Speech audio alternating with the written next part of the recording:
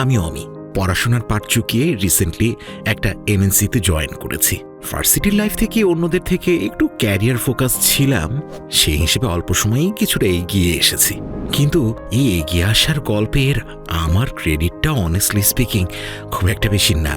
ক্রেডিটের অলমোস্ট পুরোটাই আমার মায়ের। আমার পড়াশোনার শুরুটা কিন্তু মায়ের হাতেই। চক দিয়ে স্লেটে প্রথম অক্ষর জ্ঞান, প্রথম স্বরবর্ণ আর ব্যঞ্জনবর্ণ শেখা, আরও কত কি।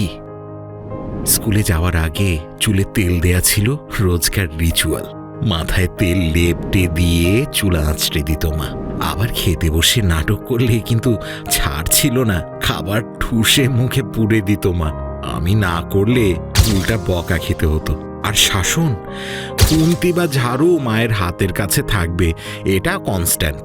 মাঝে মাঝে ডালের ঘুটনিটাও বাদ যেত না। মজার ব্যাপার হলো, একটু বড় হওয়ার পর এই ছবিটা বদলাতে শুরু করলো।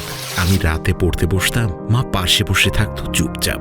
আর এখনো আমি ট্যুরে যাই বা অফিসের কাজে দূরে কোথাও যাই, যতক্ষণ আমাকে চোখে দেখা যায় মা বারান্দায় ঠায় দাঁড়িয়ে থাকে ততক্ষণ।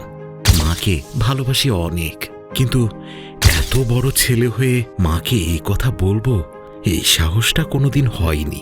যে মানুষটা সারা জীবন আমার ভবিষ্যৎ নিয়ে ভেবেছে, এই ভ্যালেন্টাইনে আমি এবার তার ভবিষ্যৎটা একটু নিরাপদ রাখতে চাই। তাই মায়ের জন্য আমার এবার ভ্যালেন্টাইনের গিফট একটা ছোট ইনভেস্টমেন্ট স্কিম।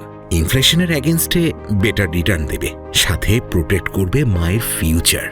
মাকে ভালোবাসি সেটা হয়তো কখনো বলতে পারবো না, অন্তত ইনভেস্টমেন্টটা হাতে ধরিয়ে দিয়ে বলতে পারবো, মা তোমার চিন্তা করার পালা শেষ, এখন এই দায়িত্ব আমার। মাকে প্রোটেক্ট করা, একটু ভালো রাখাই এখন আমার কাছে ভ্যালেন্টাইনের নতুন মানে। আপনার কাছে এই ভ্যালেন্টাইনের নতুন মানে কি?